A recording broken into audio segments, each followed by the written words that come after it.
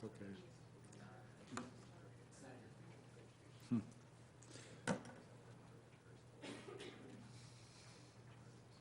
Close enough. Are we all ready back there? Okay. Good evening, everybody. Tonight's our Facilities and Finance Committee meeting. First item on the agenda is verification that the meeting is properly posted. Ms. Dudley, has the meeting been properly posted? Yes, the meeting's been properly posted. Second item is opportunities for citizens to speak. Do we have any citizens here to speak tonight? No one here to speak, other than an invited guest, I guess. Wish I had a pen that worked. Okay, thank you. I did work earlier today. Okay, first action item is approval of monthly vouchers. We have 3 questions this evening. The first question regarding the March accounts payable voucher report is regarding check number 292728 for $8,190. And it is for a vendor called Vizzle, V-I-Z-Z-L-E. And the question was, what is this Vizzle, and is it software? And yes, it is software. Vizzle is an all-in-one digital resource center for students with autism spectrum disorders. It is used by some of our students with significant cognitive disabilities. Vizzle can be used on any devices or any computer for any location.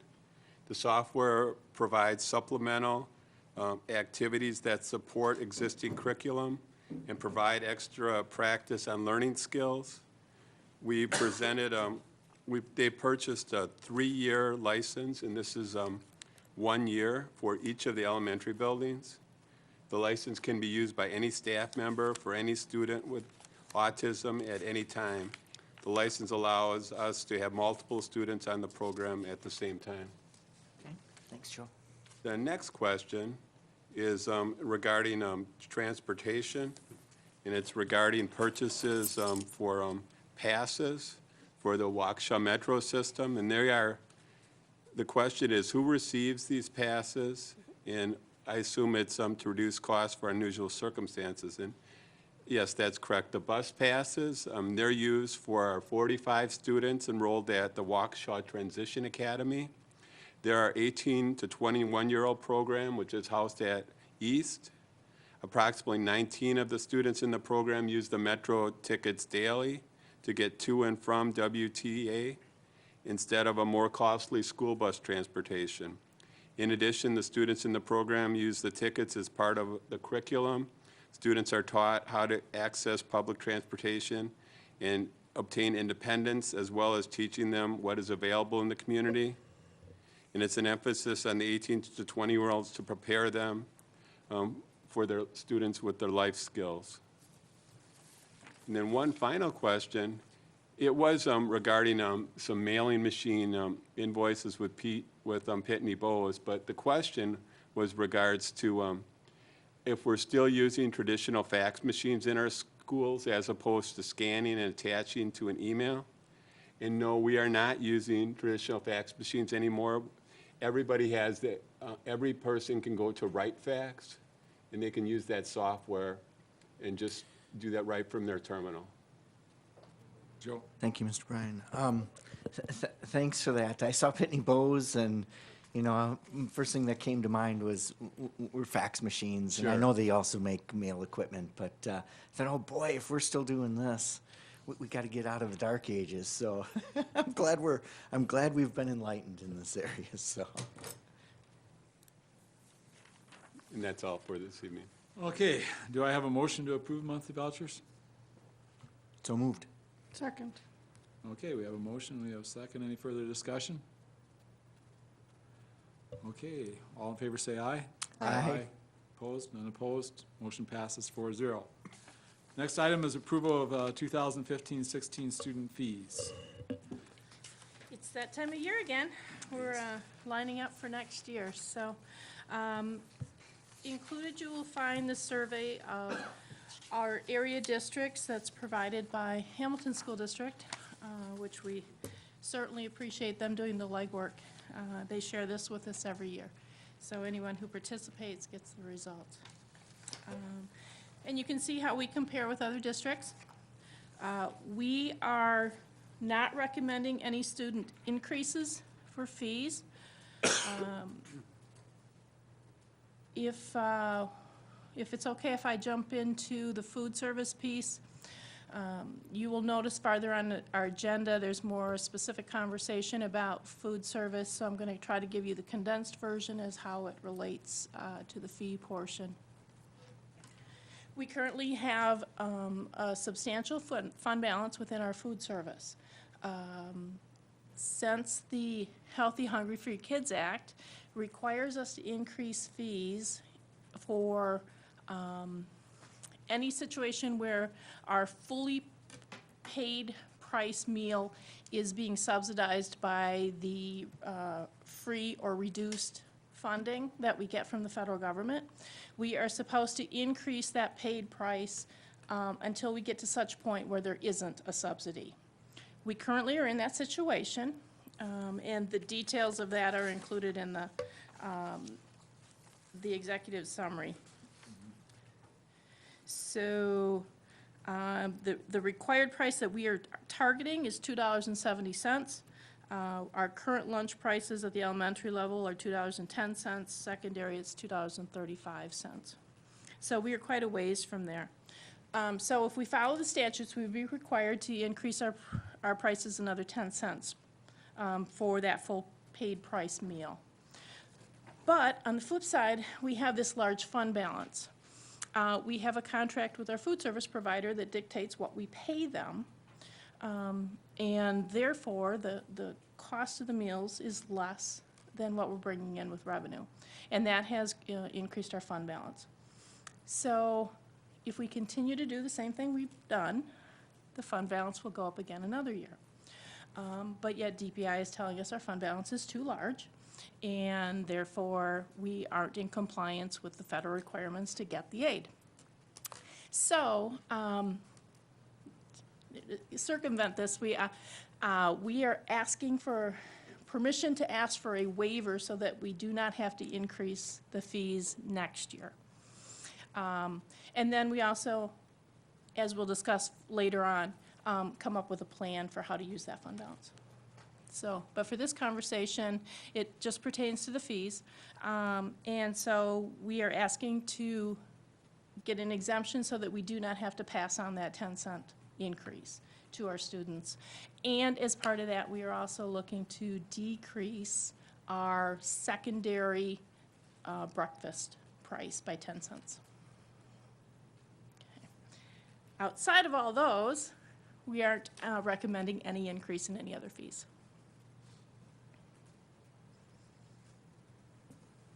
Any questions on the fees?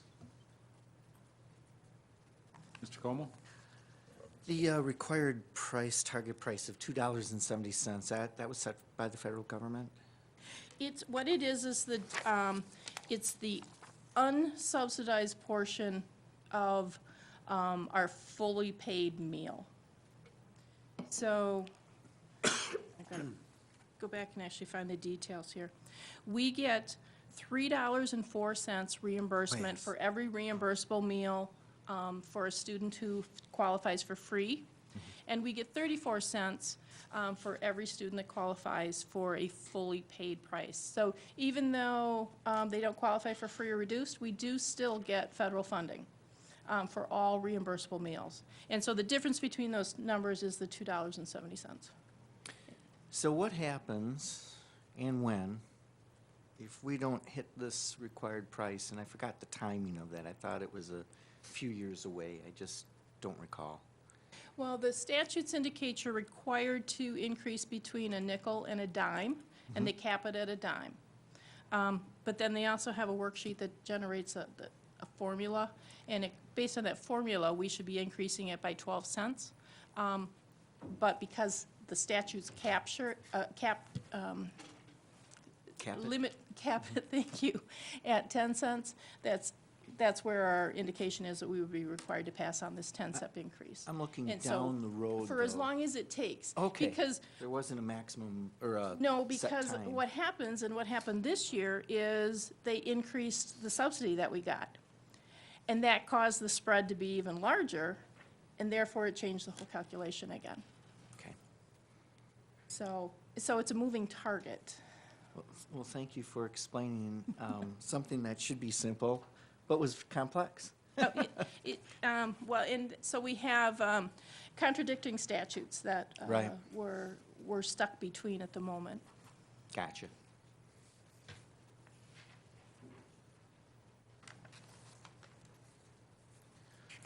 Okay, I have a question. I mean, when we talk about the cost of a food service supply, and that there's a discrepancy between how much we pay and how much we're allowed to, or expected to pay. I guess that's really the gist of it. We're expected to pay so much, but we're paying less than that. Shouldn't we be looking at what we're offering and deciding whether it's time to look at upgrading what we offer? Because if we're paying very little, is the quality of the food that we're supplying our children less than what we should be providing? And by that I mean, you know, dietary guidelines have kind of shifted. There's more of an interest in offering proteins over carbohydrates nowadays. Carbohydrates are cheap, proteins are more expensive, you know, just as an example. Have we had any discussions or thoughts about changing our food offerings so that the quality would go up and maybe we'd be more within the guidelines of how much we spend? We had recently put our food service contract out to bid. And in that process, everyone had to comply with the Healthy Hungry Free Kids Act's guidelines. So when they were giving us their bidding, they knew what the requirements were as far as whole grains, proteins, complex carbohydrates, fruits, vegetables, that combination. So in theory, the meals they bid on complied with what we're required to do.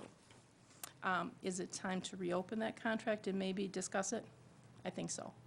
Yeah, I mean, you know, compliance is one thing, but I mean, I haven't eaten at the schools. I don't know what the type of food is that the children are receiving. I do know that dietary habits started at early age, and if we're trying to discourage sweets and carbohydrates and encourage more proteins that don't generate that sweet tooth, we may need to go to higher quality food, like instead of canned eggs, maybe fresh eggs, you know, or those type of things. And it's easy to make the egg standard if you get it out of the box, Sure. right? So it's kind of interesting is we should go to our food service and say, here's what we're allowed, expected to spend, here's what we've been spending, how much can we upgrade the quality of what we offer and add value for what obviously they'd have to be paying more. Yeah. And then the next question I have is, of that balance that's built up in our food delta, is that part of our fund balance? Yes, the surplus, yes. So it wasn't really an amount in our fund balance. We couldn't just take that money. We have to eventually use that money for food. Well, it has to stay in the food service program, and any expenditures have to qualify under regulations for what it can be used for within the program.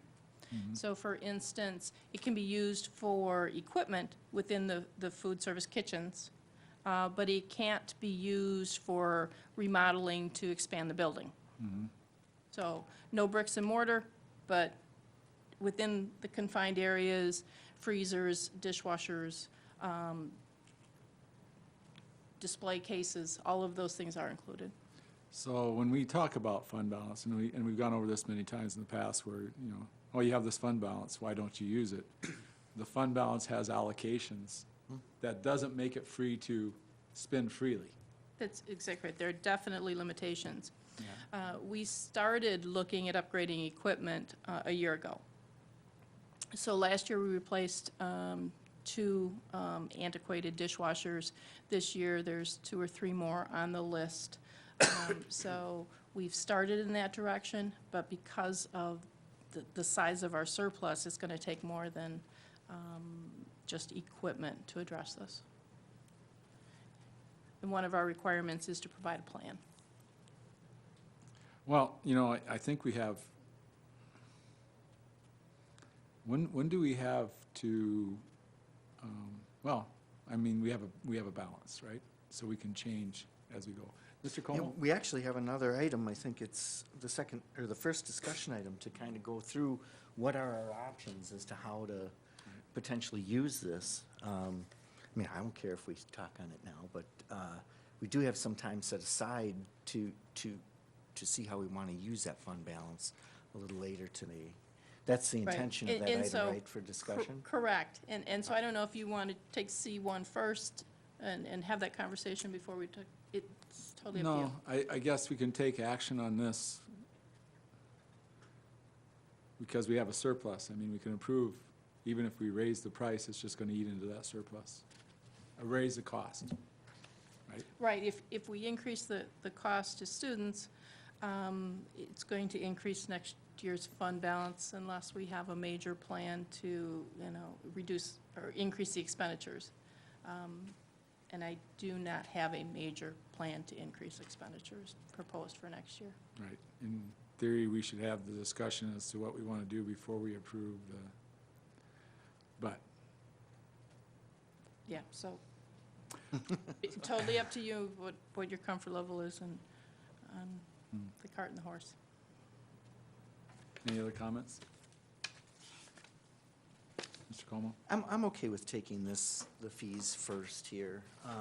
I think it's a bigger, the discussion item down below. I don't know if there's really gonna be a lot of change to what we do with the fees anyways. I think the bigger discussion is what are we gonna do with the fund balance. So, I mean, I'm able to at least separate out fees from the fund balance and what we wanna take action on or discuss down below. Nothing is action for down below anyways. But I do agree with us moving forward and asking for the exemption next year. That would give us some time to talk through this a little bit more. The overall fees, I'm glad that we're holding where we're at for virtually everything. Just minor tweaks in a couple food areas. Looks like we're still pretty much in the middle of the pack. We're not the highest for the fees or the lowest. That's where we've always tried to position ourselves. And you can pick apart each area, right? Each area, some areas were higher, other areas were a little bit lower. And I think when you consider, all of what the fees go towards, Waukesha 1 and the athletics, I think we've balanced things out very fairly with our students. And I didn't see a need for actually raising any fees. Some of them are relatively old, and they go back fairly far. We haven't changed, like the elementary book material fees since 2000, for some of them, 2006, 2007. So some of them go back pretty far, but we're in that transition of getting away from books, going towards the electronic books, and we're kind of in those middle stages of that. And so I think we're going to have a tidal shift in that at some point in time, maybe a year or two from now, especially now that we will all have, that every student will have an iPad. Right. We aren't there yet, but the final wave is that the devices are here, they just have to be distributed. So by the time we're through next year, everybody's had devices. So I'm comfortable with the fee structure here, and I would actually move for approval of the 2015, 2016 student fees as approved, or as presented. I'll second. Okay, we have a motion from Mr. Como and a second from Ms. Madden. Mr. Edlin? Thank you, Mr. Chairman. The only fee that I've heard any complaints about over the last year has been the parking fee, and we have had at least one parent come forward and complain about the number of vacant spaces that we have in our parking lot, and suggested that if we lowered the fee, we would actually get a greater utilization of the parking lot and make families happier. Do you have any recommendations in that area? I did look, I went back and compared when we went from $50 per semester to $100 per semester. And at West, we did not drop any number of issued passes. So increasing the fee did not impact the utilization. Now, at North and South, I could see there was some impact. about, let's see, so we doubled the fee, and the revenue came in at about 150%. So we did lose some participation, but not what I would consider significant. I would expect that with the demographic around West, that would seem logical. I'm more concerned about the North and the South demographic, where it would have a greater impact on the families. And do you have roughly any idea of our utilization of the parking lots? We are at, and again, it depends on the site, none of, pardon me, none of them totally sell out. So at North, there's 266 available slots, and we are selling roughly 145 to 150. At South, of the 286 spots, we're at about 170.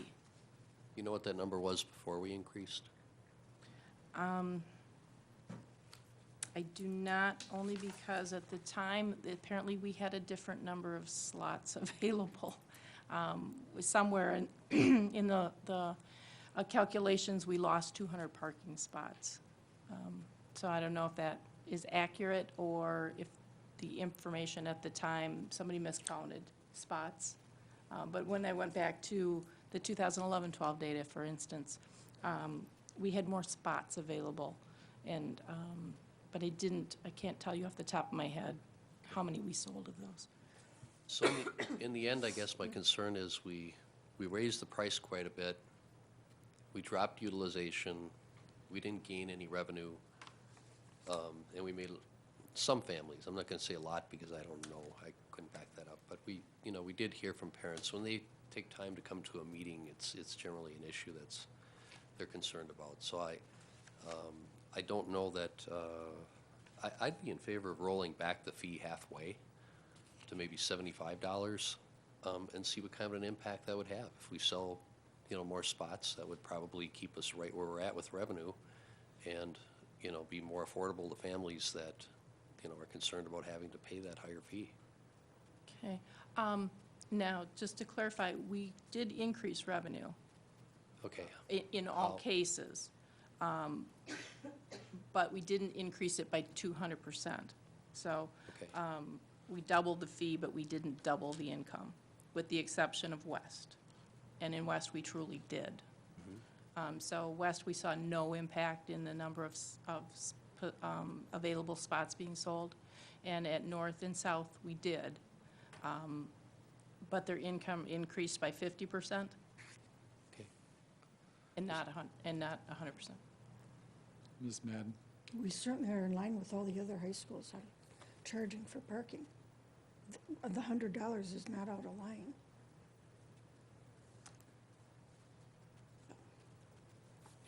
Mr. Coleman? I just have a little bit of anecdotal, maybe just observation is what I'll call it. Both my girls went to South, and they actually took a beater car up there, and they chose to park where it was free because it was free. And typically, it's a block, maybe a block and a half at the most. So, I mean, from my perspective, I just don't think it's a hardship. If students want to not pay the fee and park somewhere on the street, they have every right to do that. And a lot of the students do have jobs in high school, and if that's a real priority for them, let them choose to make that a priority and spend their money. So personally, I guess I drive by South all the time, and it's not like kids are walking a half mile because of where they're parking.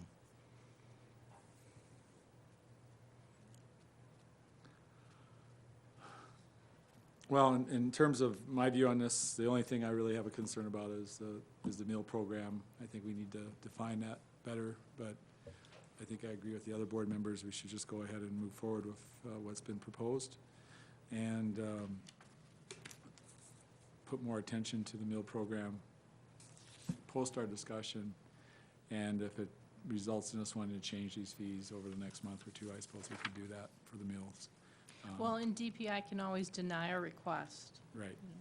So, when we have our discussion later on, because it's not an action item, maybe we can get more depth on that. But as far as what you're putting forth, as far as fees, I don't see any reason not to approve the entire package.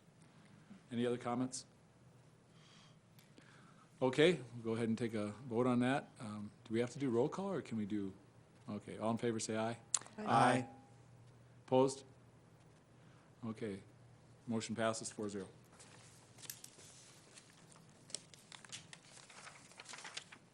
Our third action item is approval of master equipment lease purchase agreement. I believe this is yours, Ms. Clifton? It is. We currently have 6 vans under lease.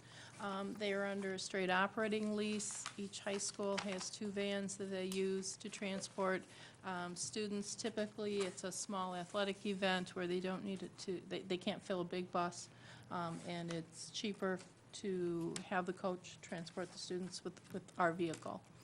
They're also used for various programs at the high schools as well, transporting students throughout the day. So they're utilized quite a bit. Those leases, these are 2008 vans. It originally was a 4-year lease that was renewed for another 3 years, so we've had them for 7 years, and it's time to replace them. Rather than do another operating lease with the interest rates as they are, I am recommending that we do a capital lease and own the vehicles after 5 years. I checked around, looked at Ford Motor Company for Ford Credit for financing, Mayfair Leasing, Regions Capital, and Cal First. The recommendation is to go with California First National Bank. We have leased with them in the past. I can't tell you how far back it was. I think they did our initial round of computers, laptops way back when. But their proposed rate of interest would be 2.68% is what it turns out to be, with a payment, first payment due at the time of the lease, and then 4 subsequent payments annually. And at the end of that period of time, we would then own all of the vehicles. I'm also recommending that we add a 7th vehicle. Because of the demand on the vans, the athletic department has asked if we could get an extra one because of the utilization. They're running at points where there aren't enough to go around. I think the vehicle will pay for itself. We currently spend about $4,000 annually just with a rental company for just those day leases to have another vehicle available. And then it would also be available for larger groups of employees who attend meetings. We could have them take our district vehicle rather than paying the individual mileage reimbursements to the individuals. Questions? Mr. Como? Yeah, I think this is a cost-effective way to go. We avoid all those mileage penalties and use and abuse Right. repairs or whatever it's called. I don't remember the technical term. Right, so when we return these vehicles, they're 7 years old, and we're going to be subject to any damage on those vehicles. Yeah. When we have to return them. I'm not concerned that any of them are going to go over the mileage restrictions, but we're going to be very close on a couple of them. So cutting it closer, but that's why the suggestion of actually lease to purchase is a smart way to go. We avoid that. We avoid looking at that. 2.68%. Still a wonderful interest rate. Wish I could get that that type of interest rate myself. And I know, at least, again, this is more just an anecdotal kind of thing. I know my girls, when they were in high school, were running cross-country and track. Track would take buses because there were large teams, but cross-country would utilize those vans quite often. And there were times where, couldn't get one and had to figure out, okay, So it either essentially falls parents and back on the track parent, yes. coaches, the coaches would have to figure out what to do, kind of last-minute sort of thing. So I think that extra one, would that be floating around, bouncing around amongst the schools then? I think what we would do is house it at the service building, and then each individual school could check it out as they needed, or Okay. it's available for employee use at that time, too. Yeah, I think So we that's would a run the good idea. checkout process through there, that rather than not knowing where to find it, we would house it there, and then the individuals who needed it could coordinate that way. I should point out, though, at your workstation is the resolution that accompanies this. It wasn't available on Friday. Our attorneys drafted it over the weekend, and this is what it would look like with, the only thing missing would be the final dates on the lease terms.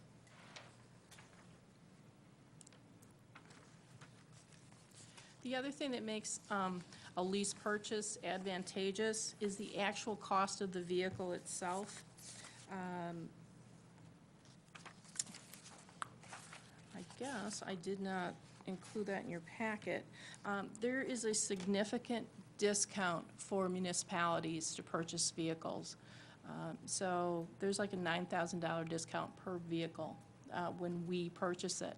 On an operating lease, we don't own it, so the entities can't pass that savings on to us. So that makes, it's another reason why these rates can be so much lower. Any other questions regarding the lease? Do I have a motion on this? Mr. Edlin? I'll make a motion that we enter into the lease to purchase agreement as presented. A second? A second by Ms. Madden. Any further discussion? Mr. Como? Just some clarity. Are we approving the lease, or are we approving the resolution and the lease schedule? I think we need to do both, right? I'm gonna, well, I'm, yeah. All it's agendized is Well, Joe, it Mr. refers to the master lease purchase agreement, Which is what? is the resolution. Right. Oh, okay, okay. But it wouldn't hurt to have the resolution reference in there. But I think, it's implied by the approval of each purchase agreement that it's there for doing specifically that, right? I'm okay with that. Yeah. I'm all right with that. I really want to try and make sure everything we do actionable is on the action items, so I don't get hit with, Okay, any other questions? Okay, all in favor say aye. Aye. Opposed? Motion passes 4-0. Next action item is the approval of the pilot project with Montessori School of Waukesha.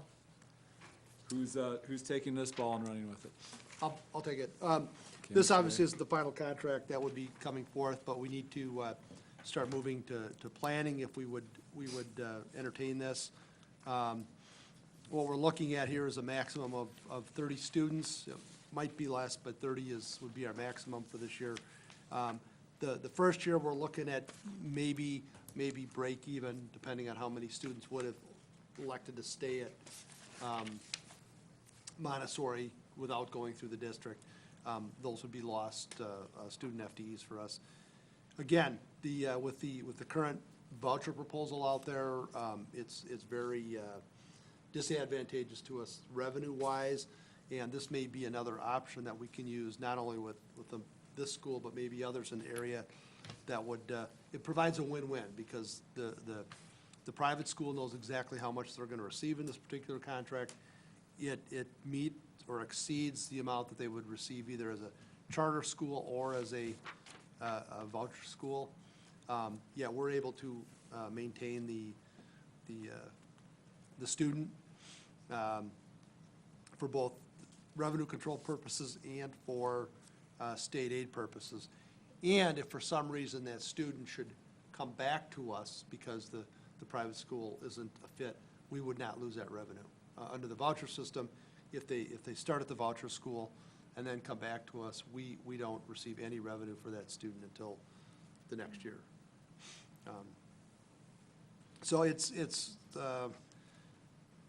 fashioned off the 4K program. We know that that's been very successful, especially with Montessori and with some of our other schools. And I think, you know, if it's a one-year pilot, there's very little risk in this particular case, and it could be a model for us to use in the future. Mr. Gray, when we got our packets, there was nothing in our packets in, Contract. nothing in. We've not done a contract, I'm just trying to No, get some just the numbers out one-page here. summary. I'm just looking We don't even for, have that. That's on the back. on the back, I'm just looking for approval to proceed with development of a contract, and then we would need to let them know that, so they can start planning and we can start planning. So I guess what I would ask is for approval contingent on finalizing a contract. Ms. Madden, I would move that. We would proceed pending a final contract with Got it. Montessori. do I have a second to that motion? I'll second that, but could I make a friendly amendment to that? For a one-year pilot? Yeah, pending the contract, but for a one-year pilot? All right, on your pilot, I agree. Okay, so we got a motion from Ms. Madden, a second from Mr. Como, additional discussion. Mr. Edlin? I have my reservations about what we're doing here, and the reason is that I don't see any difference between this and a charter school. Whether they're an instrumentality or not an instrumentality, they're gonna be receiving public funds. And I don't know. It would be the same as a Model 3 4K program, essentially. I get that, but Montessori is a little different. You know, Montessori I've always had my reservations about because they teach their own curriculum. And, you know, that's the whole idea behind a charter school is to get all the waivers from DPI that you would have to operate a charter school in a different operating environment. Right. And that's what we're doing here. Right, but if they go charter, which they can do independently now, we would lose a tremendous amount of revenue. We already have one, excuse me, one charter school that's starting up in the city, and that's gonna probably be very painful revenue-wise for us. And Yeah. this is just another opportunity to, project how this could look. It might only be a one-year project, or it could turn out to be a good long-term solution. I get the revenue side of the equation. I just have my reservations of whether we're complying with, you know, PI administrative rules. And I'd want to make sure that DPI approves this project before we go forward. I would hate to run afoul of the law before we, you know, get involved in something that's never been done before. Well, again, that would be part of the entire, the contract would say it has to be approved by DPI. Do we want to do that ahead of time before? Well, what I'm looking for is to say, yes, we want to enter into this, provided we can, the contract works. That way Montessori can plan, we can plan. It won't take long to develop a contract. We already basically have them in terms of the 4K, and those could spell out the various requirements, including DPI certifying the program. I don't see a problem with that, because again, they are approved for our 4K curriculum. Their curriculum is a little bit different, but they will still take the same, they will still go through the same testing Are they as, the like only, they do now. are they the only ones that we don't provide the curriculum for in the K-4 program? I believe so, but I'm not 100% sure on that. I thought we had other Model 3s. We have other Model 3s, but they're using our Oh. early childhood curriculum. Okay. Right, and that's just where I have the problem with. I'm really having trouble distinguishing between Well, what they're doing as a charter, what they would be doing. I mean, Yeah. I have no doubt that they could be approved as a charter school. Yeah. They're very successful in what they do. Right. But we're doing something completely different now, and Mm-hmm. we're not implementing the word charter in any of this. And I don't know that they'd want to become a charter school. Well, I don't know if they do either, but again, we're not, it's not 100% school district of Waukesha students. It would only be 30 of our students in that particular program. Again, you're contingent on a final contract. A lot of these issues would be ironed out through that particular contract. But I don't see it a big, long document. I mean, our 4K documents are pretty concise, but spell out the important things. And I can get information for you on the curriculum and their ability to test well. I mean, when we have students coming from Montessori to our schools, they Yeah. haven't lost a. Yeah, I don't have any problem with that. They're a very successsul organization. But Right. again, I just don't want to run afoul of the law here. Oh, no, When we're I mean, creating something right, new. right. And, Yeah. so I would offer an amendment to the motion in that approval of the pilot project, subject to the contract approval. I thought that was in the initial, Was in the original motion? yeah. Subject to the contract approval. Okay, and then Yes. the contract has to be approved by DPI, right? Well, I don't know if the contract has to be approved, but the provisions of us doing this would have to be approved. They wouldn't necessarily approve the contract, but they would say that's permissible Okay. to operate that way. And we would get that in writing. Okay, I'm fine with that. Okay, we have a motion, we have a second. We'll go ahead and vote. All in favor, say aye. Aye. Aye. Opposed? Motion passes 4-0. Okay, that takes care of our action items. Let's move on to the information items, monthly budget update. Okay, for the March monthly budget update, first I'd like to go over the tax collection update, and that is the back of the second page of the monthly budget report. And right now, we're looking at, through March, we're looking at receiving 74.8% of the tax levy compared to 74.4% last year, so it's very consistent. We collected $262,000 in property taxes in March. And the district has collected overall, in local sources, we've collected 74.01% compared to 74.18% last year. And then flipping to the next page of the financial statement, in state sources, there was $1,962,000 in per pupil aid and $12,733,695 in equalization aid received from state sources in March. And the special projects and title grants totaled $400,523. Looking at the bottom of the revenue, overall, in the general fund, the district has received 67.33% of the annual fiscal year-to-date revenues anticipated compared to 66.38% last year. Going to the third page of the March financial statement, the district has spent 61.73% of the budgeted amount for salaries year-to-date compared to 62.61% last year. And the total employee benefits amount spent year-to-date is 62.77% compared to 73.57% last year. And then on the monthly budget report, the very last page has the self-insurance claims payable, and that's attached for your review. During the month of March, we basically stayed flat. And right now, we're looking at it, our year-to-date balance in health claims payable of $3,372,000.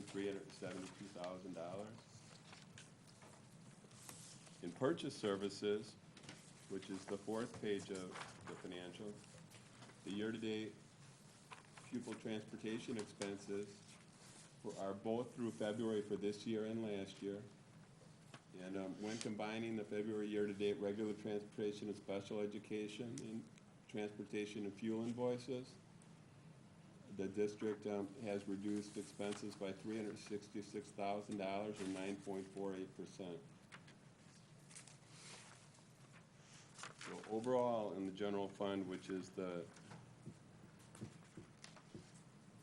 sixth page of the financial statement, the district has spent $79.23 million or 54.27% of the budget compared to $77.88 million or 55.94% expended by the same time last year.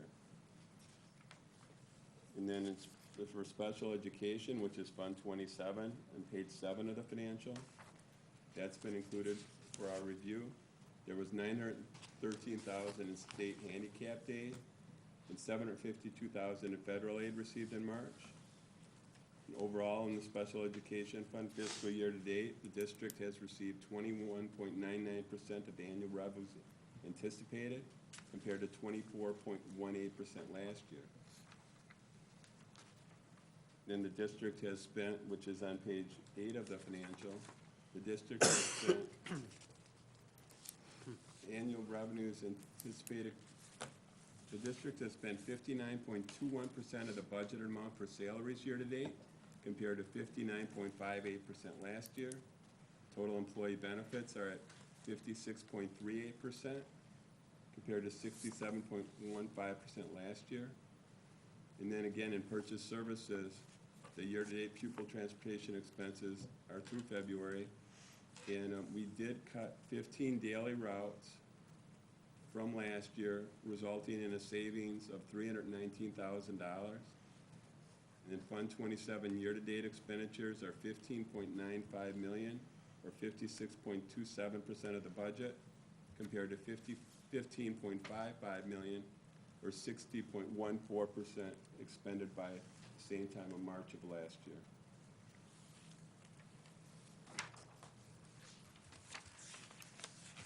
I guess the question I have is that, you know, it seems like there's a consistent delta between this year and last year. Is it just a timing thing, or is it really, are we spending less than we have in the same point of reference? Because sometimes you'll see a discrepancy, but it's always because a shift in when you pay things. Is that the case here, or are we just spending less? It's basically flat to last year right now on a Okay. percentage basis. On percentage. It seems like everything was like a percent of what was budgeted, so it's like, it's always a little bit less than what was budgeted versus the prior year. Because if we look at our annual revenues, and we basically budgeted $145 million in Fund 10, and last year we budgeted $146 million, so we budgeted slightly higher. And our revenues received are basically flat. Right, So- revenues are pretty easy to predict, Pardon? right? Revenues are fairly easy to predict. And then if you Expenses- look at our wages, we're looking right now at 61.73% of a slightly higher dollar amount. We budgeted 68.7 million. Last year we budgeted 67.8 million. So we're at 61.73% of this year's budget compared to 62.61% last year. So we're within 0.9% of last year's salaries and wages with a slightly higher budget. Right, that's what I mean. Yeah. We budget an increase, but we're taking a less percentage of the budgeted amount. So for instance, to give you an example, employee fringe benefits, which correlates to wages to a certain extent, because sometimes that's a percentage, like Social Security and Medicare. We're at 56.38% of the budget, and last year we were at, in the same time frame, we were at 67.15% of the budget. Am I reading that correctly? On line, on page 8, looking at, I was looking at page That's 3. special ed. I was looking, yeah, Fund 10 or Fund 27? You're in Fund on 27. Fund 27. 27. Let's just look at Okay. Fund 27 as an example, because that's a big gap, right? In Fund 27, it's at 56.38%. Versus 67.15. It's all in the health insurance line.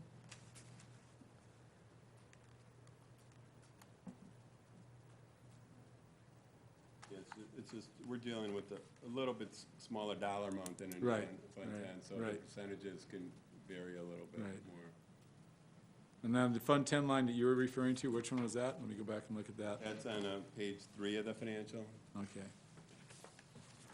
Because I had to pull out one as an example, so, on salaries, we're right in line, but when you look at fringe benefits, Same thing. on page 3 at the bottom, is that it? That's It's correct. 73 versus 62, so, or 63. So it looks like a big difference, right? Yeah, again, the big portion of that is those early retirement contributions for the insurance. Mhm. That's 200, that's the biggest, that would account for Health the insurance, majority of the too. variance. And then also there was a reduction in usage of the option plan.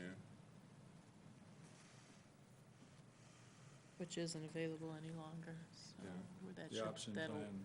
That, we had a provision where if you chose not to take our insurance, you received a monthly stipend, and that's no longer available. Those people that had it were grandfathered in, allowed, but it's being phased out, and this is the final year. Okay. And then on the early retirement number, we're spending less on that by about 10%. You'll notice last year's budget, we actually exceeded it. Mm-hmm. So this year's budget should be more in line, which should then indicate we're paying out at a lesser percentage at this same point in time. Even in actual dollars, though, I mean, this year we spent 2.7, last year we spent 3. So we're down 10% on just what we actually spent in actual dollars.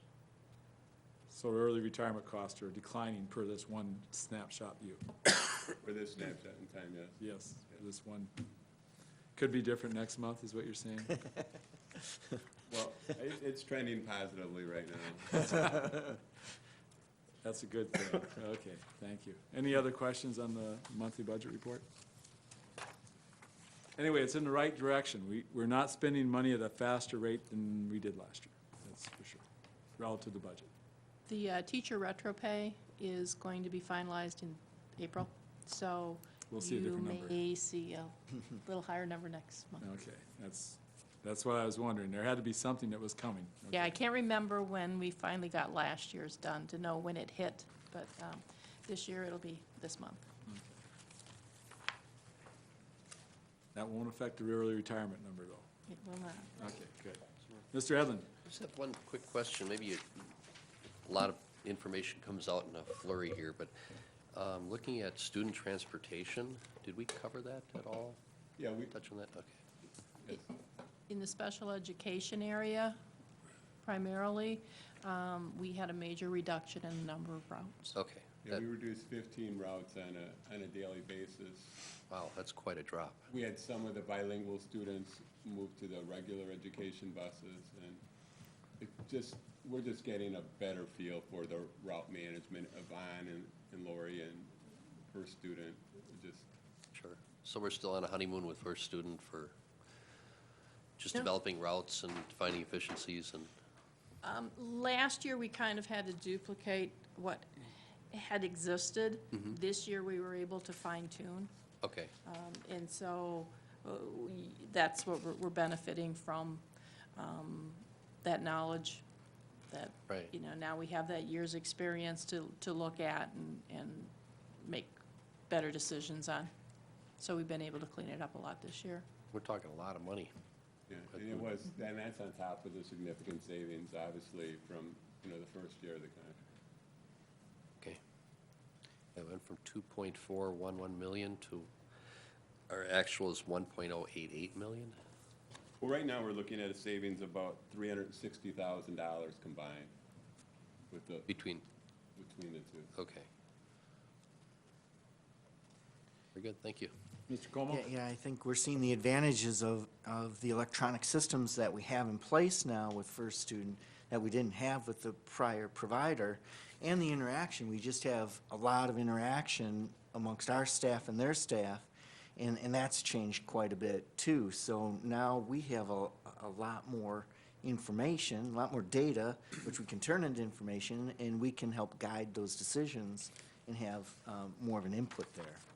And with the centralized enrollment office, transportation office, we have a better handle on those students that need specialized transportation. We're able to work with the individual sites and coordinate better. So we aren't having one bus per one student. We're able to consolidate some of those routes. Right, now we had to, didn't we hire someone on our staff to help coordinate some of that? Didn't we add a person to your staff or part of an FTE or to help? Oh, yes, we did bring in one of our special education coordinators over the summer to help coordinate that effort to plan routing better, to look at students' schedules and see, just things like coordinating their start time by delaying it 15 minutes. So that- For those that have flexible schedules. So makes there was a big little difference. bit of cost to us, but we're seeing that that's really It's paying certainly off paid. big time in terms of Yes. savings, so. And just the open communication, the understanding when they're developing IEPs that, geez, maybe there's an impact on transportation and we Right. should talk. So, overall, it's been a very positive experience. Yeah, so there was a Bring it little bit, in-house. little extra FTE, a little bit of money there, but I think that that's paid off really well. And it just seems like the information's flowing better and everything's clicking a lot better. We aren't running into a lot of those surprises in the past that we used Yeah. to, all of a sudden, we'd just be paying for a new bus. Yep, yep. Okay, thank you very much for the monthly budget report. Let's go to item number 2, 2015-16 financial projection. This should be relatively short since the state's still trying to decide how much money they have for us. It's exactly it. That's why there was no attachment. We have nothing concrete that would indicate we can change our projection. We have information coming from the Republicans at the Senate level with an indication that they would like to fund more money into schools. That's the reports that are being released. They're waiting for the newest projection on the revenue side for the state before anything happens. Assuming there's funding available, we're getting information that is suggesting that schools should benefit by that. But right now, it's a wait and see. Okay, so confirming there's no reason to panic. There's still status quo. Once the state has an indication of how much money they have to spend, the Republican senators have indicated a priority is K through 12 education, so. Okay, now, next information item, unless there's any questions from Ms. Clifton on something that's nothing new. Okay, next information item is the Employee Health and Wellness Center update. Included in your packet is a presentation that was provided by HealthStat to all the participants, the administrative staff of the 3 entities. So you'll see this is their quarterly review. I've left all of the information in there intact, so you can see utilization by each entity, whether it be city, county, or the school district. We are sticking pretty close to the original projections. As far as, so if you look at, the school district had 586 visits during this time frame. That equates to just shy of 41% of total visits.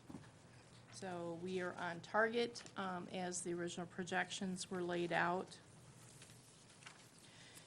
You'll see the types of information they are tracking.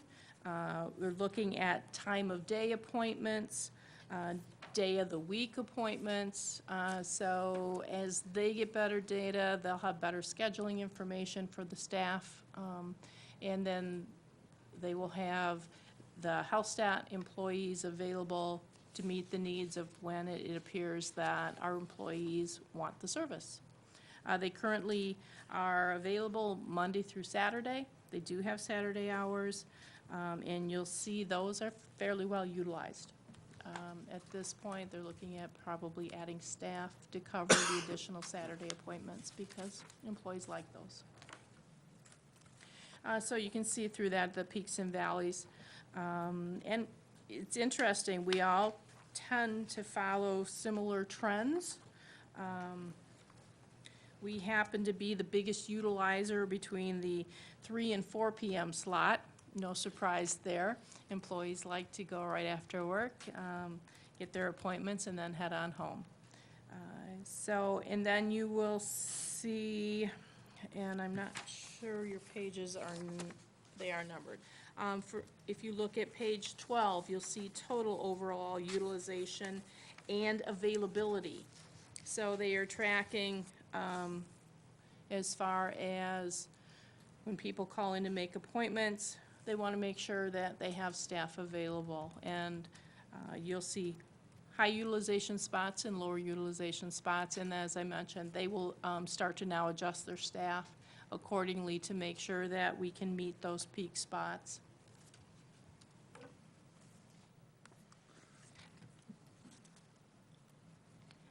And as you go on, they've provided a projection of the estimated out-of-pocket savings to our employees. That's on page 13. So conservatively, they've indicated that our staff have saved $16,600 through this measures through March 15th, from the opening of the clinic until March 15th. On an average, assuming the average office visit's $25, this is what they would anticipate that the employees have saved. Well, before you go on from there, I see there's quite a delta between the counties, especially for the number of visits. Their savings is much larger than ours for way fewer visits because of the high deductible health plan. They right? have, correct. So what that tells me is as we move towards implementing our high deductible health care plan, this will become more valuable to the employees as a money-saving tool. Is that correct? That's a very true statement. Okay. Because currently, they're saving, a district employee would save the average office visit of $25, and for the clinic, it doesn't cost them anything to walk in the door and use the clinic. Under the high deductible health plan, they're paying the entire cost, versus there is a charge under a high deductible health plan, but it's minimal. Mr. Evans? I'd actually ask Ms. Hedstrom to track that information for us and compare people that are not using the clinic and are using just their traditional physician office visit compared to the clinic. So we have some idea of where we're at with our staff and how much they're using the clinic or what percentage is versus not using the clinic in order to drive decisions like that. Okay. Mr. Como? So, if I recall, one of the big changes between the first year and the second year, it's a couple of them, we're gonna increase staff. And that's, that's the utilization trend is gonna be important to help analyze that and figure out when and how we're gonna properly staff that. So that's a change that will be coming up in this next year.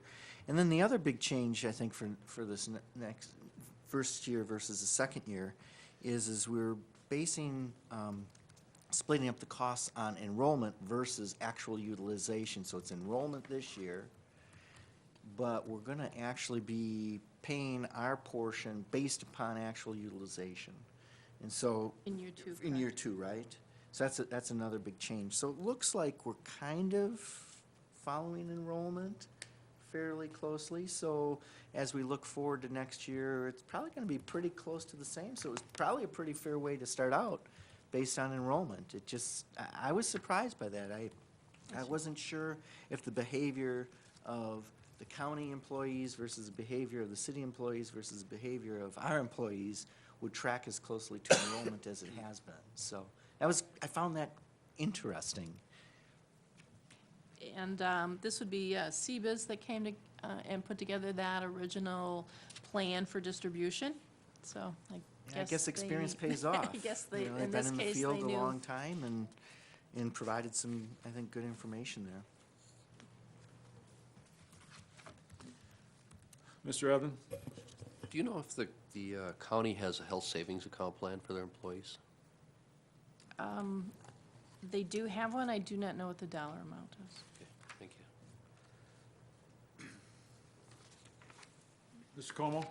Now, Todd, you attended the meeting on the 6th, Yeah. right? April 6th. Was there anything else that came out of that meeting It that was you think we should basically, hear about? basically, they felt they were pretty close to being on target for the usage. There's some staffing, they're trying to staff as best they can. They've had some staff turnover, but they thought that would be expected, given it's a new operation. They didn't find anything unusual. We talked about some issues that some folks were having, and those were relatively a minor number of issues, but they are tracking those. But I thought everyone was pretty happy with the utilization. I know our numbers look pretty good. So at this point, I think another meeting is scheduled for June, and we'll review it then. And it looks like they did patient satisfaction surveys. Was that literally everyone is offered that survey? Not upon everyone every takes it, but visit, or- everyone's offered, I believe. Okay. Yeah, Yeah. they have a, actually, they have an iPad available for the employee. there? The patient to fill out after their visit. They can stop at that station, Then they do their clean it after survey, every and use, right? and then, I'm sure they do. The one thing HealthStat has done is added an office manager that was not part of the original budget or plan.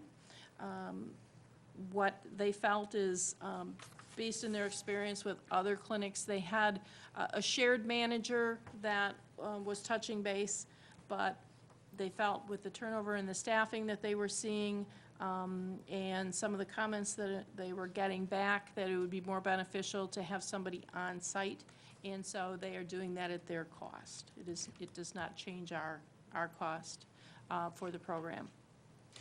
And it looks like we are running within the budget. I mean, some things were projected high, some were low, but overall, we're looking good. Overall, we're fine. Ben? I like this report, and I think that the comments are very good, but I'm sure there were some negative ones. And do they express any of those to us so that we can correct them if they're correctable items? Or what? We did talk about some of the issues that had come up. I don't know if they're expressed entirely in that report, but the ones that were discussed, some of it had to do with staffing. I think the issues that they brought up were easily correctable, and it was ones you might expect with a brand-new operation. Okay. And if, for instance, one of them was, there was concern that the rooms aren't as soundproofed as a patient would like. And so they are going to address that with, White noise. White noise. Generators. We're gonna put white noise generators in each room, that's. yeah. So they seem very receptive to those comments. Good, good.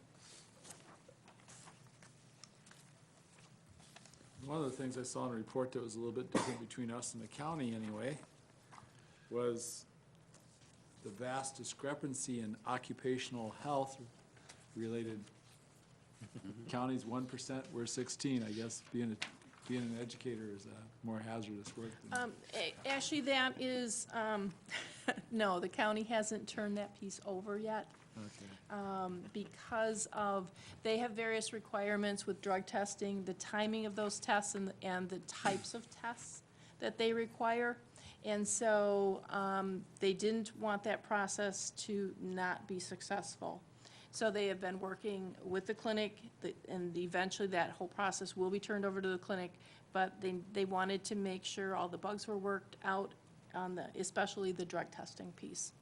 And so they have held back a little bit intentionally. And we've been sending our staff on if there's been an occupational issue, Okay. on-site injury or whatever. I guess the question I have is, I assume the county has pre-employment physicals that might be done by this clinic, is that correct? They will be. They will be? They have different criteria for their hiring. And so at this point, anything that revolves around a drug test, because of the sensitivity of that and the need for total accuracy, they have been reluctant to move fully into that piece, but it's coming. So we will see those numbers change probably in the second report. And I could see a day when the district will probably also be going to that type of screening from a pre-employment basis. We're actually having those conversations. Now that services are available to us, should we be utilizing them? It seems like a very cost-effective way to utilize what we're already paying for. So I guess it's something for HR to deal with, but anyway. So that's definitely in the conversation stage. Okay. Well, from what I can tell, we're on track. Anybody else have any comments? I do agree that it'd be nice to, I'm sure it'd be nice to have a scale like 5 stars, 3 stars, 1 stars, we don't necessarily have to see the comment, but if you're rating the service as a 5-star service or as a 1-star service, and then that way we can see that, what the range is of satisfaction, rather than just hearing the Sure, positives. okay. Mr. Edlin? Do they offer an online survey? What I'm thinking is some people that I've may, seen. rushing out the door, may not want to participate in the survey, but if they've got a grumble, maybe they'll be uncomfortable in filling it out right there and not spend the time. But I'm thinking if they have the opportunity to let us know how services can improve, that they might want to do it in the comfort of their home or their iPad at work. I will pass that on.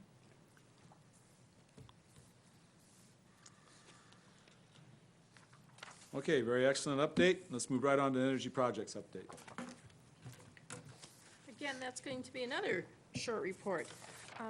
There hasn't been a lot of activity since last month's report. We've been trying to find another bid to come in. Gosh, I hope your eyes are better than mine. Sorry, this is really small print. So let's see, I'm trying to think, last month we were looking at the cleaning and servicing of the HVAC equipment. There's been concerns about getting another candidate in there. And they're working with a local company. They're having issues with bonding. So they're trying to get them through that hurdle of being able to place a bond for the services. So we're still working on that one. It hasn't been issued. You'll see there were various stages. We're issuing the RFPs, still working as far as getting results back. As far as from the district perspective, we are looking at contracting with an engineer to go over the plan designs once they're available. Mr. Norder's been on vacation. He'll be back next week, and then we will follow up. We have a couple of leads that we're looking at, and we'll start interviews with those folks to get them on board, get somebody on board. On the issue of the bonding, I'd assume that some of these entities just aren't used to having to carry a project this big, and it would be possible to have more bidders if we broke it up into smaller segments. We talked about that. That's much harder to manage. But we probably should try and get some competitive bids on smaller segments, and that might put more pressure on driving down the price from just one bidder, if we were able to break it up into smaller segments. I mean, they could offer a package bid over the whole amount, but if we have a number of small bidders that they're competing against, I think it would drive down that overall cost, and it'd also give us more opportunity to cross-check what's being offered. Yeah. I know it's difficult to manage, but that's part of the reason why we have Siemens there, is they need to manage, they don't need to make it easy for themselves, right? Mr. Edlin? I've really struggled with this portion of the services that are being offered, and here's why. Cleaning and servicing of the HVAC equipment, we really didn't have a scope of what we were going to do, because all of our buildings have different types of systems in them. Some have air conditioning, some don't, some have steam, some have hot water. And I did a rough calculation, just crunching some numbers, and the contract amount is $1 million. Let's make a wild assumption. This is very heavily on the parts side. If we spent $500,000 on parts, which I'm sure that's way overestimating what we're going to do. This particular item, yeah. Right, It's then more we're looking at labor-intensive. $500,000 in labor. Current labor rates, commercial labor rates for journeyman's about $105 an hour. Because there's so much $500,000 contract, we'd be looking at roughly $90 an hour, because, we've been securing a lot of work. If you divide that up into the number of hours and the number of people, it comes up to, in a 6-week span, which I'm assuming we're going to want to get into these schools and do this work during the summertime. If we just budgeted a 6-week time, people to get in there, that's 17 qualified people to be able to get into these schools to do the work for 40 hours a week. There's no contractor in town that is going to give up that many people. I mean, most contractors don't have that many technicians, and they're not gonna give up their entire crew and leave their current customers behind in order to get this work. So I'm concerned about the quality of, or level of service technicians that we're gonna get if we go with one contractor. One of the contractors in here, I don't wanna mention any names, but they're known for not even having a service department. They're known for pipe fitting. So where they're gonna get their people from, I have no clue. So it'll be, we're here, we got your money, and we're leaving. I'm not real confident, you know, in a company that doesn't have a service staff to be able to do the kind of work that we're throwing money at like this. Well, they don't, we wouldn't be issuing payment until the work is done. Right, but what does the work encompass, you know? So that's what I'm kind of concerned about. Is there a detailed contract for bid that's going out to them? Or, I mean, what is Siemens telling them they have to do? In what school, and what are they bidding on? There is an RFP for every one of these. In the one I believe we're still talking about, the cleaning and servicing. That's been part of the delay because they've been walking people through every single building. Yeah, So they know exactly what they're getting into before they propose a bid. right. So they are trying to address those concerns to make sure they know what they're getting into and they can provide the staff to provide the work. We've in the past bid out blocks of hours to contractors that they come in and do the work, and then when that block of hours is used up, that's the end of the supposed contract that we have with them. But they're at least familiar with some of our facilities or some of our usage. We're kind of behind the barrel because we've lost a lot of our internal people to be able to take them around and show them what needs to be done. Are any of those people that we've been dealing with in the past, are they any of these bidders I can't, that we've had blocks of hours with? Where they'd at least be familiar with our billings? I do not know.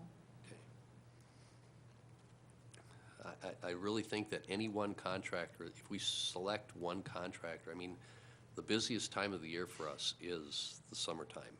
There is no question about it. So, and we have preventive maintenance contracts, we have, you know, service calls, and for a contractor that's, you know, looking to keep their people busy all the time, they already have their summers booked up. And if you're all of a sudden gonna want, you know, 17 guys to work full-time for 6 weeks straight, I'm a little concerned. Yeah, well, and that's some of the obstacles they're running into, is either the firms aren't large enough that can have that dedicated staff, or they're nervous themselves and they don't want to bid. Yeah. Mr. Como? Does that work need to be done in the summer? I mean, optimally, it would need, you know, we'd like that, but can that squeak into the fall for some of these things or not? Some of these things can be done after hours. That's is part of the services will be provided, and our original contract that we have with Siemens allows for that. And some of the work, like, you know, if you're in a boiler room, if you're not shutting it off, or it's not operational, you can do that anytime. So.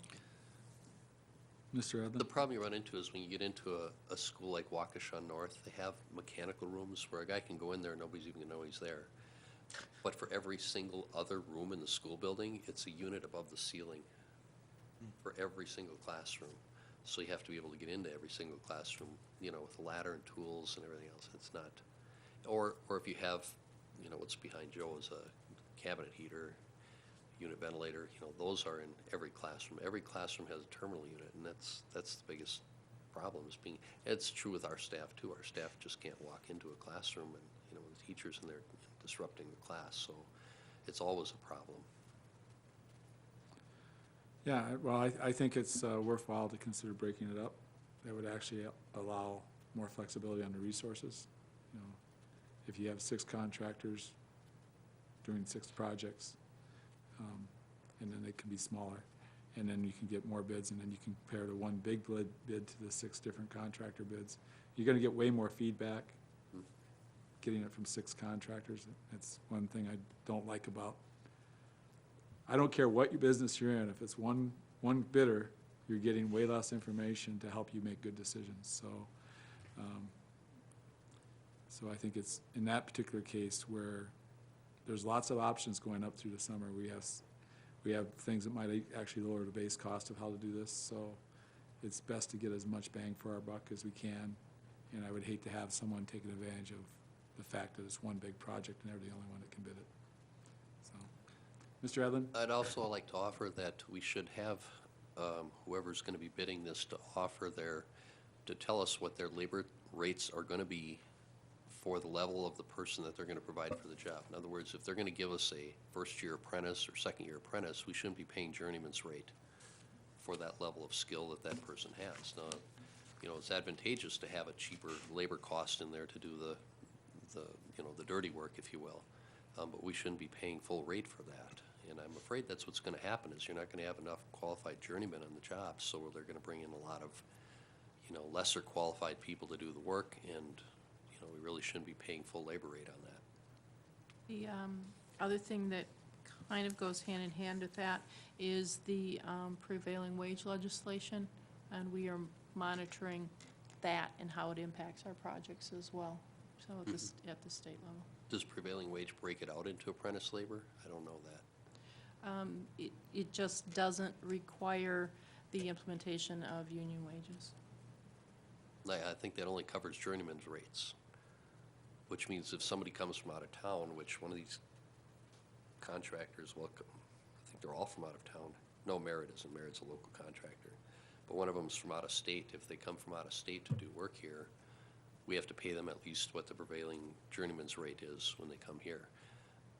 But that doesn't mean that they can't bring in 10 apprentices and 1 journeyman. And that's what I'm getting at, is that, we'd be overpaying in labor substantially if we had 1 qualified person who could oversee the project, and everybody else we're getting billed at the same labor rate that the other 9 people are, doing the work at, but being paid much less.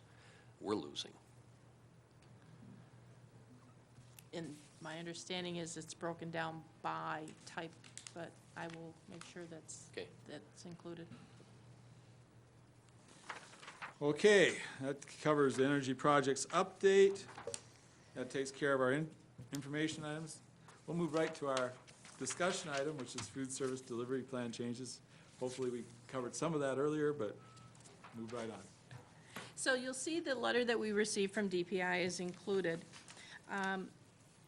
And you'll notice that this letter came out March 20th, and it's based on our 2013-14 audited financial statements that were filed. So in my opinion, it's rather short notice, but we will do our best. Some of the ideas that we are looking at are providing free snacks during school testing days, doing a promotion of our reimbursable breakfast and lunch, so therefore providing a free meal day at an individual school. Those would have to be rotated throughout the district. We can't pick one day and have it across the board and still keep our staff working and happy. But those are ideas we are looking at that would promote the program and be a benefit to those students as well. Well, based on the earlier discussion, I'm in favor of improved quality and variety of foods offered, and consider starting a fresh fruit and vegetable snack. I mean, just giving away free food and just trying to increase participation, it tells me that those aren't really enhancements to the program. And if we have the opportunity to enhance the program and increase healthy eating habits of our children, I think that's what a school district should do. But it's up to other board members. Mr. Como. Yeah, no, I agree wholeheartedly with you, Kurt, on that. As a matter of fact, I circled the same ones, and then I added one more: offer more local products, or start a farm-to-school program. I had introduced you to Mr. Crahan. Correct? And I don't know where you guys stand with, potentially having our students participate in the farming effort and the growing of the vegetable effort. Has that gone anywhere yet? Or? Last month, we had our Sodexo manager meet with him and discuss their program to Okay. see how maybe they could merge those together. Yeah, you know, there could be an educational component introduced to that by having our students participate in it. And I think as we get away from an agrarian type of society, I mean, you have people who really don't know where food comes from. I mean, some people just, there's actually what are called food deserts where people can't get a piece of fresh fruit or vegetable within like a 2-mile radius. Fortunately, we don't have food deserts here in Waukesha, but that just, the whole educational component of where our food comes from and having our students potentially participate, and we have some good things going on at North. And I know we've had some smaller projects at some of our elementary schools, but if we could maybe get some, a little bit more consistency between our schools, and if there is, if there are organizations out there that want to help participate in this, seems like it could be a win for Sodexo, a win for, you know, those farmers out there, and a win for our students. And really the key is exposing our students to these foods. And once they start eating them, and it's like any other habit, right? It's 20 days to create a new habit, and it takes a long time to start to eat things that you're not used to eating. So there's a lot of components there, but we have $538,000 extra in our fund balance there for food. And I think you can do a lot with $500,000 to move things forward.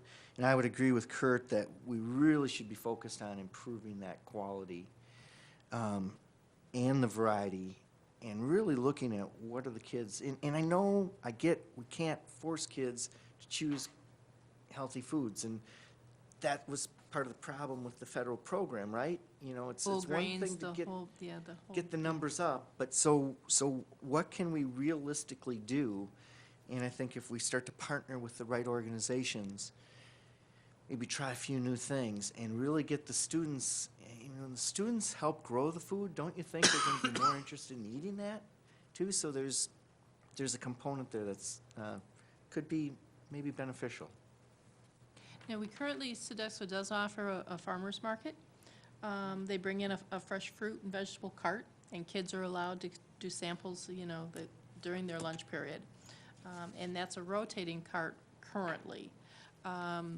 We have, I think it's at least 6 schools that have applied for a fresh fruit and vegetable grant for next year that have received a notification that their applications have been received, and we have no reason to think they're not going to get them.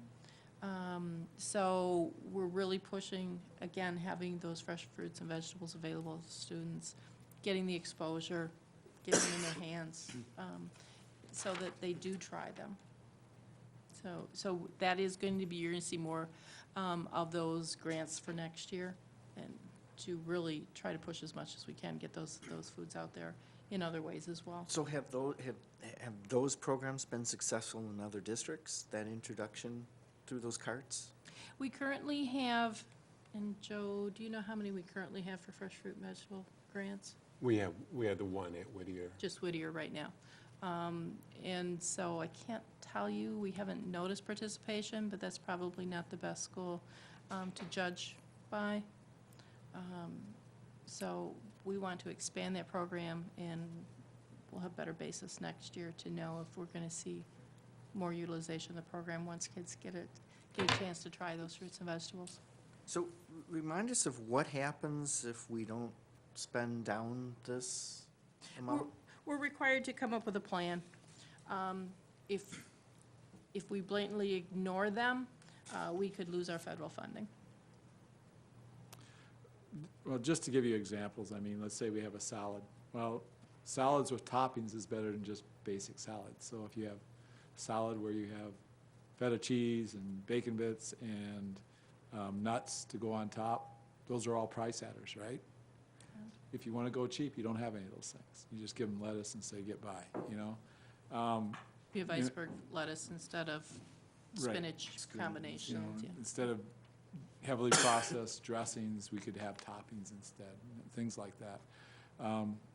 you know, I was on the plane one time with someone who works for a company that competes with Sodexo, and all their stuff is prepackaged, delivered to the schools as single component, pre-made meals per se. And and they basically, I think they're headquartered out of Illinois, northern Illinois, whatever. But, so there's many different ways of delivering food to children, and I think that we need to look at that, because if we're that far off the cost, then maybe it's a quality issue, and maybe it's an options issue. And then the other thing is the gluten-free situations. I don't know, what are we doing to accommodate those children with special needs, like gluten-free diets? Is that into our program right now, or do we have a plan for those children? And how good is that plan? You know, and we get feedback on it from the parents that have those children. Any child that has special dietary needs, Sodexo has a dietitian available to us, and they will design meals that those, you know, to make sure that the food that we serve that child meets the requirements. I'd be interested to know how many children we have in this district that actually have special dietary needs, and how we're addressing those needs, if we're addressing those needs. And also maybe doing a parent survey as to whether they're satisfied or what we could do differently. I know I have a niece and nephew, all three of their children are gluten intolerant. And imagine the stress of a pizza party. You know, it's a big problem, you know? So, okay, Ms. Madden? When did you say you were gonna put an RFP out on food service? We just did a year ago, And it's a 3-year or 5-year? so it runs 3-5. Yeah, we did. It's What year a are series we of in? 5 one-year agreements. And we're in year 2? We're in year 2 of it right now. Okay. But Sodexo presently has it, so, and they've been very flexible with us, haven't they? Right, so we can sit down with them and have a conversation on, if we reopen that contract, change the pricing, what does it mean? Yeah. Because I don't want to just increase the price of the meals without a guarantee that I'm going to see something in the food production side. Yeah, there's a lot of diabetic children out there too, which is probably Yes, we not as much as the gluten, but. everything on the menu is required to have carb counts. But if you ever went to the schools at lunch and see the stuff they throw away, it's pretty sad. So it's either not good or somebody, I mean, some surveys or something could help improve that situation. Well, Part of it is a change in what they're required the to requirements. serve I know. now versus, you know, Every student has to have vegetables, fruits aren't quite as popular. 3 of the 5 components, a fruit and a vegetable. Yeah, and they can't get out of the line unless they have the minimum of the 3. So they dump it. So they have to take it. We can't make them eat it. I think if you had a quality salad bar with options for toppings, I think, you know, maybe it's just how we're going about it, and I think Sodexo needs to come to the table on this with some creative ideas. They've been our supplier for a long time, and, you know, if they want to stay our supplier for a long time in the future, now's a good time for them to be creative about what they can do with the fact that we do have extra money that we probably should draw down on. And we have a lot of flexibility at the secondary level. There's a lot more serving lines, there's a lot more choices. It's at the elementary level where none of our elementary sites are cooking kitchens. So it's all prepared someplace else and brought in, and that's one of our obstacles. Yeah, well, that's Seeing that variety there. that's a Sodexo problem. Yeah. And Sodexo has to go about fixing it, because the reality is, those eating habits start at those ages. That's correct. So we need to address that part of it. That's the whole key, is what you just said there, starting at those Yeah. ages. Mr. Edlin? Ms. Clifton, I'd like you to check with Mr. Norder on, we're going to overlap 2 topics here, but on the energy projects, one of the things that Siemens had identified was, Glenn called it I forgot what he called it. We call it a water-cooled air conditioning system or refrigeration system, where you just use the water to basically remove the heat from the refrigerant, and then you dump it down the drain. It's very wasteful. And a number of those systems are used in kitchens. That's probably the most prevalent use of those systems.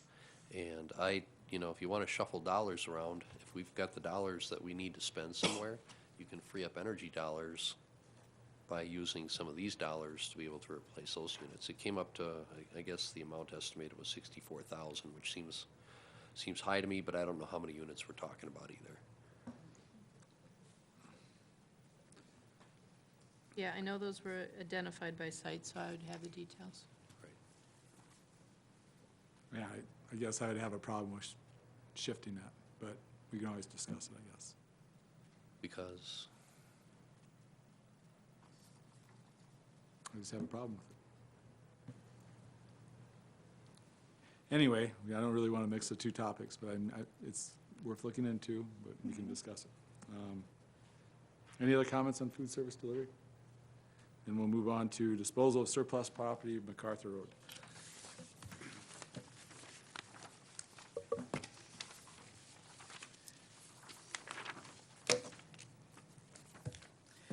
Included in your packet is an evaluation of the property done by a real estate broker.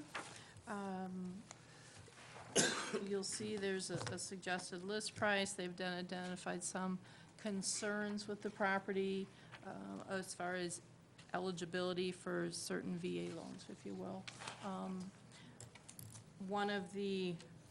I had a more comprehensive list. Glenn and I sat down a few weeks ago and visited, had him go out and look at the sagging porch.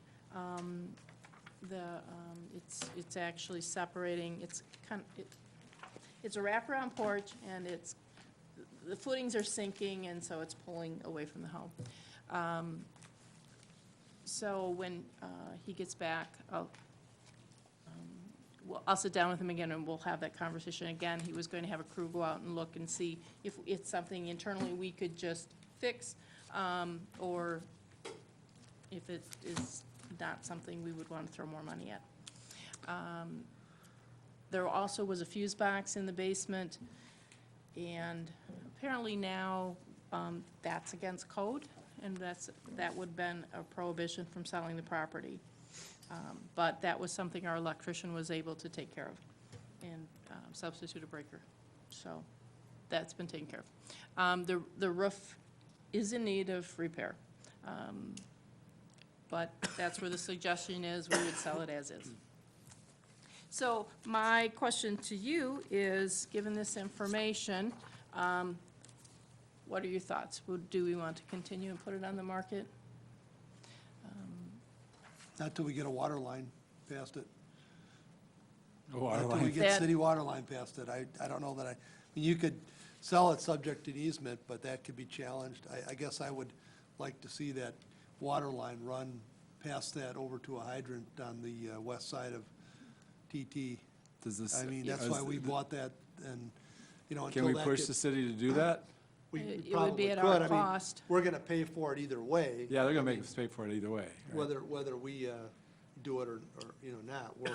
Since we have the footage there, plus if we sold it, we'd probably have to provide a pretty big credit, you know, to the buyer for that as well. But I That guess wasn't a I just would concern. be more comfortable knowing that we have water to the other side of TT. I don't see it being a big issue, big problem, and Well, what if, is it possible for us to keep a strip of land that we can run the water through? I don't know. We should Well, look into city that. water runs through the city has the easement. They would always have the easement to Well, I run mean, water but lines. we'd own the land, so Yeah. you couldn't really stop it. So if we sold it less that strip of land, that would. Right, Because right. I don't think you want that property sitting any longer than you can. No, you no, we wanna move don't, it. but, Yeah. but I guess, you know, if we're gonna sell it, could we use those funds to get that water line in? You know, or partially I the suppose, funds. well, whatever we I need to mean, do, we should probably cost I that, can I'll find figure out. out. but cost it. I can contact the city and find And out what also that ask would if we can cost. strip out a piece of land that we can go ahead and run Yeah. our water line through it, separate from the property. Yeah. If there were, I think we could go ahead and break that out and just Yeah. say, we still own this strip. Well, it would have to be the strip that runs parallel with the street, Right. Right, which, it's fine. Well, I think we should talk to the city, figure Yeah. out what that process is, I mean, Then you have to give Place is you have to give a deteriorating. buyer an easement through your property to Yeah. get to his house, that's all. How far does the city water go now, do you know, Todd? there's a lot that is on the other side, is on the east side of that, and I believe it comes right up to that, the Oh, eastern border so of it's that close. east lot. So I think it's close. I think it's like 2 acres, if you were to Yeah. measure. There's vacant parcel there, and it's on the other side of that parcel. It stops right now. I mean, we should, I mean, I think it'd be worth exploring with the city what the cost and the timeline is, and then if it's not an issue, then I guess I'd be comfortable, because it is deteriorating. Yeah, we want to get that property, we want to get Yeah. it to someone who can take care of it. I mean, we're not in a, I mean, we've made mistakes in the past holding on to buildings and then having to, Yeah. you know, anyway. Anyone else objecting to selling the property in general? Mr. Edlin? I think their price is gonna be high. I don't think you're, being a first-time buyer, not being able to qualify for an FHA loan or something like that, you know, you're gonna have to go with a conventional mortgage, and, I mean, that's gonna really limit our market pool in trying to find somebody Yeah, and if, who's handy enough to be able to fix up an older property like that, who's gonna want a corner property, who's gonna want, you know, with the bypass going in, you know what the separation of the land and the land value versus the improvements is?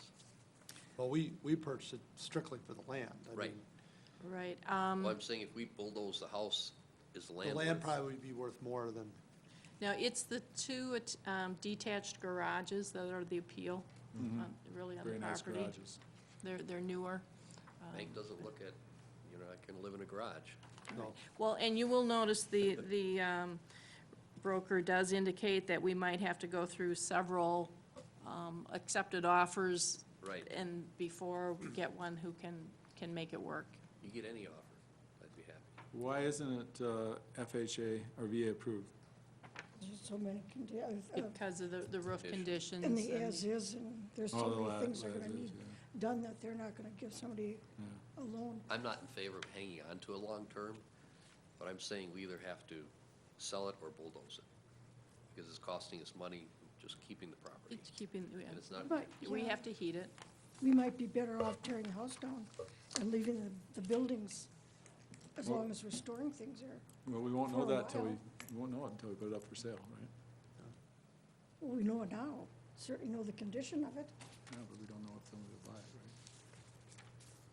Well, that's true, however, I can tell you the inside is very cute. Yeah, It'd make a very They nice did do a nice starter home. job. It is well built on the, and the garages are Inside. nice. I would say there'd be a Yeah. young person to jump at Yeah. it, someplace to put his boat, you know?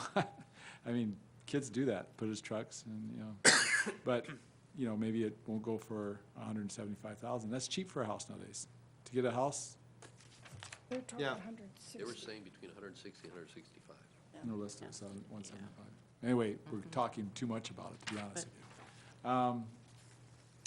Mr. Como? Yeah, I would, if you could find out the value of the land versus the improvements, that would be really good, because then that would give us some sort of sense of whether it makes sense to raise it or not, like Pat Madden was saying.